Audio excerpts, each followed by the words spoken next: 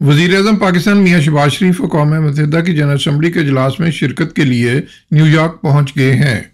वज़ीर-ए-आज़म के वफ़द में वज़ीर दिफ़ा ख्वाजा आसिफ, वज़ीर इत्तलात अता तारड़, वफ़ाकी वज़ीर तालीम खालिद मकबूल सदीकी और मावन ख़ुसूसी तारक फ़ातमी शामिल हैं। वफ़ाकी वज़ीर ख़ारजा और डिप्टी वज़ीर-ए-आज़म इसहाक़ डार जनरल असम्बली के इजलास में शरीक नहीं हो रहे।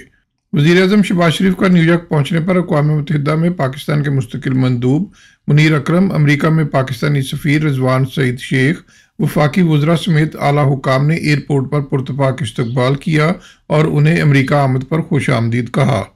वज़ीर-ए-आज़म अक़वाम मुत्तहिदा के 5 रोज़ा दौरे के पहले रोज़ न्यूयॉर्क में मसरूफ़ दिन गुजारेंगे। वो अक़वाम मुत्तहिदा के सेक्रेटरी जनरल एंटोनियो गुटेरेस की जानिब से सरबराहान मुमलकत और आलमी कायदीन के एजाज़ में दिए गए इस्तकबालिये में शरीक होंगे और आलमी कायदीन से गैर रस्मी मुलाकातें भी करेंगे।